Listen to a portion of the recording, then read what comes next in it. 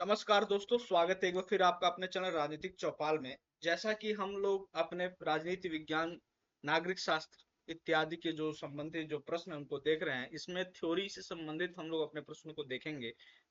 आपको भी पता है कि झारखंड में, उत्तराखंड में टेट के एग्जाम हो रहा है, तो बट ऑब्वियस चांसेस हैं कि इसके बाद इसका एग्जाम हो, आपकी टीचिंग की वैकेंसी आए। दिल्ली में आई हुई है और यूपी में आने वाली है और बिहार में भी बहुत जल्द देखने को मिलेगा। तो चलिए शुरू करते हैं, ज्यादा देरी न करते हुए। हमारा प्रश्न, पहला प्रश्न है आज का।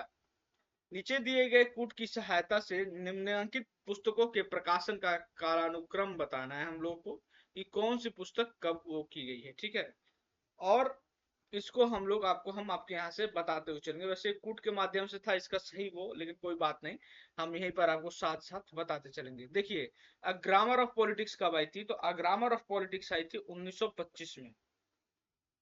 ठीक है, 1925 में। Then end of history and last में ये कब आई थी? ये आई थी 1989। ठीक है, फिर अ ट्रीटी ऑफ गवर्नमेंट ये कब आई थी? ये आई थी आपकी 1690 में।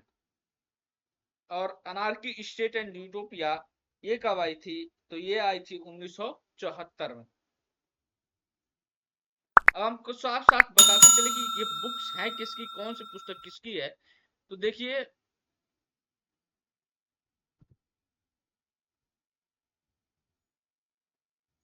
ये जो पुस्तक आप देख रहे हैं, अ ग्रामर ऑफ पॉलिटिक्स, ये आपको पता है किसकी है? ये है लास्की की। किसकी है? लास्की की। क्लियर? और ये जो पुस्तक है, and of history and the last man, बहुत ही प्रसिद्ध पुस्तक है। ये है फ्रांसिस फुकुयामा की। किसकी है? फ्रांसिस फुकुयामा की। ठीक है, ये जो पुस्तक है, a treaty of on government, a treaty the treaty the true treaty of government, ये पुस्तक है जॉन लॉक की। ये आपको पता होगा। ये जो आपका सामाजिक समझौते के सिद्धांत में, इसी पुस्तक में उसने सामाजिक समझौता का सिद्धांत दिया था। अनार्की स्टेट एंड यूटोपिया ये है रॉबर्ट नॉजिक की, आपको भी पता है।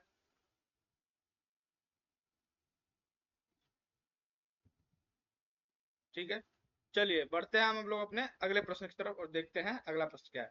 अगला प्रश्न है, राजनीतिक विकास का सूचक निम्नलिखित में से कौन सा नहीं है? ऑप्शन से क्षमता, समानता, भाईचारा या भेदभाव। तो भाईचारा जो है, लूसियन पाई के हिसाब से हम बता रहे हैं, अपने हिसाब से नहीं। ठीक है, लूसियन पाई ने जो वो किया था उसके हिसाब से भाईचारा जो है इसका वो नहीं है। ठीक है, इसमें प्रमुख लक्षण कौन से है राजनीतिक विकास के? तो समानता, क्षमता और विभेदीकरण। यानी ये और ये तो है, विभेदीकरण भेदभाव ये तो है, लेकिन ये नहीं है, तो इसलिए राइट आंसर हो जाएगा। आपको पता है लूसियन पाई की जो पुस्तक पुस्तक थी उसका क्या नाम था? Political culture and political development. Political culture, political culture sorry, and political development, ये जो है लूसियन पाई की पुस्तक है।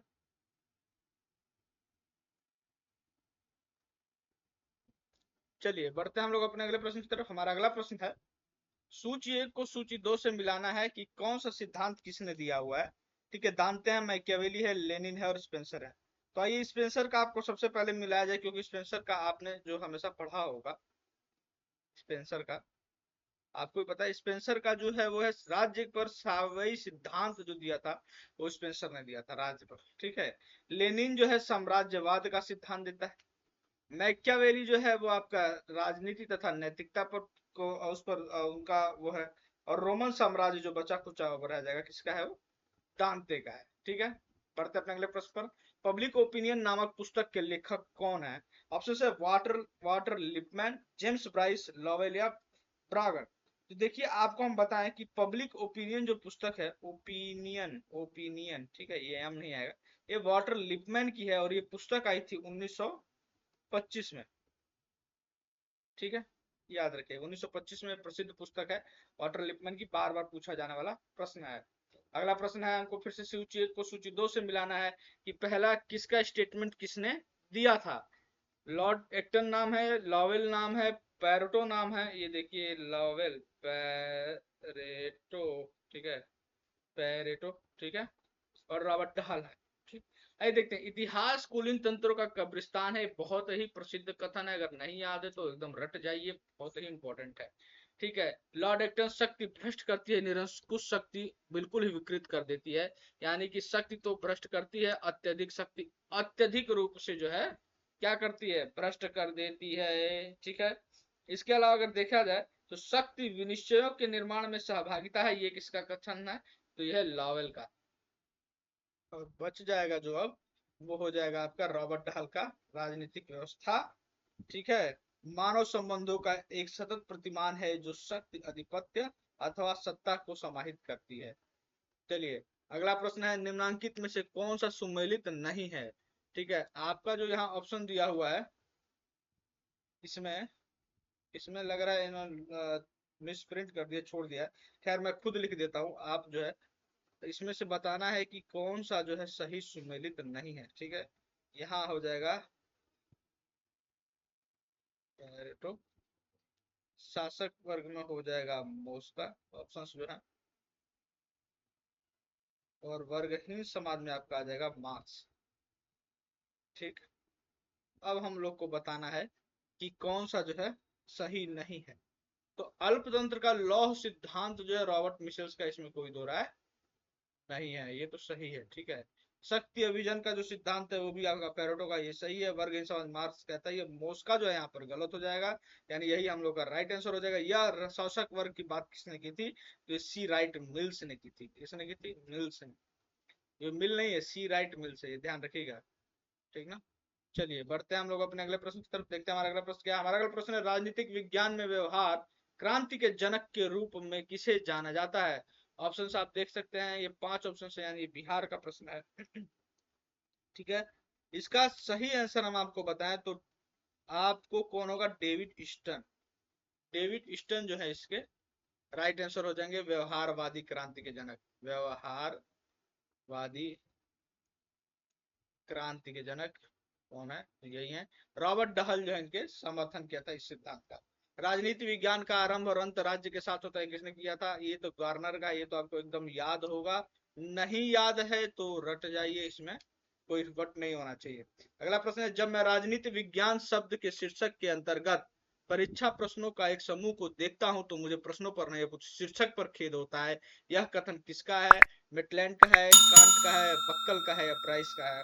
तो हम आपको बताते चले, इसमें ये जो बक्कल है, बक्कल का प्रश्न था जो यूपी पीजीटी में पूछा गया था 21 में, कि क्या नाम है कि देखिए ध्यान नहीं आ रहा है, कि राजनीति विज्ञान तो कला तो राजनीति विज्ञान कला तो दूर है, कलाओं में भी सबसे पिछड़ी हुई कला की बात की थी इसने, किसने, बक्कल ने, पिछड़ी पिछड़ी हुई, लाइए दोबारा लिख देता हूँ।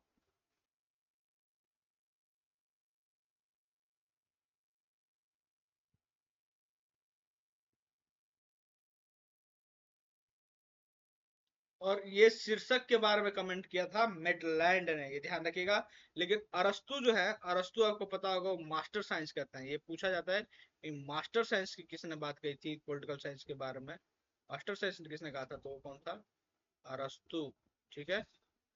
चलिए बढ़ते अपने अगले प्रश्न की तरफ। हमारा अगला प्रश्न है, राजनीति विज्ञान समाजशास्त्र का वह भाग है जिसमें राज्य के आधार तथा सरकार के सिद्धांतों पर विचार किया जाता है। ऑप्शन है सिले, लीकॉक, पॉल जेनेट या ब्लंटसली। तो आप बताइए हमें यह क्या होगा इसका राइट आंसर। देखिए इसका अगर सही बात करें तो इसका राइट आंसर हो जाएगा पॉल जेनेट ने कहा था, ठीक है, ये याद रखिएगा। चलिए बढ़ते हैं अगले प्रश्न प्रश्न पर। हमारा अगला प्रश्न है, निम्न चिंतकों में से किसने राजनीति विज्ञान को मास्टर साइंस कहा था। हमने अभी थोड़ी देर आपको पहले बताया है, इसका आंसर जो है आप खुद हमको बताएंगे कमेंट कर।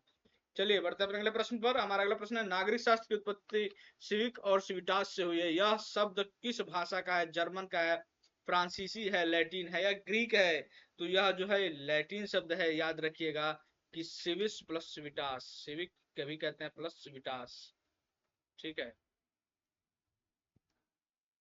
ये जो है लैटिन भाषा का शब्द है, नागरिक प्लस नागरिकता, इसका मतलब होता है नागरिक, और ये हो गया नागरिकता, अगर आप जीआईसी की तैयारी कर रहे हैं तो इसके हिसाब से प्रश्न बहुत ही इंपॉर्टेंट है। और इन्हीं दोनों से मिलकर क्या बनता है? नागरिक शास्त्र। नागरिक शास्त्र यानी कि ये हो जाता है सिविक्स। क्लियर है? चलिए बढ़ते हैं अपने अगले प्रश्न की तरफ। हमारा अगला प्रश्न, राजनीति शब्द की उत्पत्ति पोलिश से हुई है। यह किस भाषा का शब्द है? ग्रीक का है, अंग्रेजी का है, फ्रांसीसी का है, लैटिन का है? तो यह जो है ग्रीक का है, यानी कि ये जो है यूनानी भाषा का शब्द है। यूनानी भाषा का शब्द है पोलिश। पोलिश इसका मतलब होता है नगर राज्य। और इसी से उत्पत्ति हुई थी किसकी? पॉलिटिकल साइंस की। ये ध्यान रखिएगा, पॉलिटिकल साइंस का। ये बहुत ही very very very important question ये पूछता है। और जहां आप सिविक्स वगैरह है यूपी पीजीटी वगैरह में, उसके हिसाब से ये भी वेरी वेरी वेरी इंपॉर्टेंट है। मेंस वगैरह में, जीएससी वगैरह के लिए ध्यान रखिएगा, इंपॉर्टेंट क्वेश्चन बनता है। चलिए आगे ध्यान रखते हैं। किसने कहा राजनीति विज्ञान का आरंभ और अंत राज्य के साथ है? तो बिना ऑप्शन देखे मारिएगा। फिर अगला प्रश्न है, राजनीति शब्द की उत्पत्ति पोलिश शब्द से हुई है। पोलिश शब्द किस भाषा का है? हमने आपको बताया अभी किसका है, ग्रीक यानी कि यूनानी। और इसके बारे में हमने अभी जस्ट बता दिया आपको डिटेल। अगला प्रश्न है, कांग्रेस ने अपने पूर्ण स्वराज के उद्देश्य को किस वर्ष में निर्धारित किया था? ऑप्शन से 25, 1926, 1936, 1929, 1929 में। लाहौर अधिवेशन में। आपको ये सब इतिहास में भी पढ़ा होगा, नहीं पढ़ा है तो जान लीजिए। लाहौर में एक अधिवेशन हुआ था, पंडित जवाहरलाल नेहरू थे, ठीक है। और बाकी कांग्रेस के वहां था, वहां पर कांग्रेस ने समिति ने अपना जो पूर्ण स्वराज अपना उद्देश्य घोषित किया था। इसीलिए इसी अधिवेशन, और उन्होंने क्या किया था कि सरयू नदी के वहां पर रावी नदी के किनारे, ठीक है, वहां झंडा फहराया था और भारत को आजाद होने की कल घोषणा की थी 26 नवंबर को। ठीक है, 26, सॉरी सॉरी 26 जनवरी को, एक सेकंड, 26 जनवरी को झंडा फहराया गया था 1930 में। ठीक है, लेकिन ये डिसाइड कब हो गया था? 1929 में। इसी 26 जनवरी 1930 को याद रखने के लिए हमने 26 जनवरी को अपना गणतंत्र लागू किया था, जबकि स्वतः संविधान हमारा बनकर 26 नवंबर को ही तैयार हो गया था। ये प्रश्न पूछा जाता है जो कि इम्पोर्टेंट है। अगला प्रश्न है, सूची को सूची से दो से मिलाना है। इधर सब्जेक्ट है, ये जीआईसी के लिए अच्छा प्रश्न है, क्योंकि जीआईसी में जो आपको सिलेबस देखेंगे तो उसमें आप देखेंगे कि नागरिक शास्त्र को और अन्य विषयों के साथ तुलना किया हुआ है। तो यहाँ आपके विषय दिए हुए, दूसरी तरफ उनके उनका मेन विषय दिया हुआ है। तो दर्शन शास्त्र जो है मन से संबंधित है, आपको पता होगा। राजनीति विज्ञान हमेशा शक्ति से संबंधित है। अर्थशास्त्र जो व्यापार से संबंधित है। और समाज शास्त्र का स्तर विन्यास से संबंधित है। अगला प्रश्न है, फिर सूची मिलान करना है। ये सेम क्वेश्चन है, इसमें हम कुछ नहीं करेंगे। उसके बाद एक अगला प्रश्न, नागरिक शास्त्र शब्द की उत्पत्ति शिव और शिवटास से, ये बता चुके हैं हम। इसका भी उत्तर हम आपको फिर से बता देते हैं। इसका उत्तर हो जाएगा लैटिन। चलिए अगला प्रश्न, नागरिक शास्त्र के शिक्षण के प्रमुख लक्ष्य अच्छे नागरिक तथा उच्च श्रेणी का नागरिक चरित्र उत्पन्न करना है। यह कथन किसने कहा था? तो आपको बताएं, ये क्वेश्चन कहा था बिनिंग एवं बिनिंग ने। ये भी इंपॉर्टेंट क्वेश्चन है, देख लीजिएगा। अगला प्रश्न है, किसने कहा नागरिक शास्त्र अधिक और कम मानव ज्ञान की वह उपयोगी शाखा है जो नागरिक से संबंधित प्रत्येक चीज का वर्णन करती है? और इसका ऑप्शन है गार्नर, एल्डीबाइट, ब्राइस और गिलक्राइस्ट। तो इसका सही जवाब हो जाएगा गार्नर। गार्नर ने ये कहा था। ठीक है, किसने कहा नागरिक शास्त्र नागरिकता का विज्ञान और दर्शन है? बहुत बढ़िया ये कोटेशन है, तो बहुत ही इंपॉर्टेंट है। किसने कहा कि नागरिक शास्त्र नागरिकता का विज्ञान, नागरिकता का नागरिक शास्त्र, ये ध्यान रखिएगा, और दर्शन दोनों है। ऑप्शन है doctor Beni Prasad, E M White, F G Gold या उताम्बेकर। तो ये जो है राइट आंसर हो जाएगा, इसलिए वेरी इंपॉर्टेंट हो जाएगा। राजनीति के अध्ययन में सबसे केंद्रीय सिद्धांत क्या है? विधि है, शासन है, राजनीति शास्त्र है, या प्रभुत्व है, या राज्य है? तो आपको ही पता है कि राज्य की नीतियों का अध्ययन जो है राजनीति विज्ञान है। वैज्ञानिक तरह से अध्ययन हो, राज्य की ही बात करेगा। अगला प्रश्न है, निम्न में से एक हर्बर्ट साइमन के निर्णय निर्माण उपागम की क्या विशेषता है? ये हम पहले कर चुके हैं इसी वीडियो में। इसका राइट आंसर हो जाएगा बुद्धिपरक और वैज्ञानिक। ठीक है, तो चलिए आज हम इन्हीं 25 प्रश्नों पर रोकते हैं। फिर अगले वीडियो में हम लोग 25 प्रश्न करेंगे। और अब चूंकि आपके एग्जाम नजदीक है तो आप लोग भी मन लगा के पढ़ाई करते रहिए। अगर आप चैनल पर नए हैं तो सब्सक्राइब करिए, वीडियो को लाइक लाइक करिए, ठीक है, और दोस्तों को शेयर करिए तथा कमेंट करना ना भूलिए, ठीक है। और फिर हमें हमसे मिलते रहिए, मिलेंगे आपसे बहुत जल्द नेक्स्ट वीडियो में। तब तक के लिए जय हिंद, जय भारत।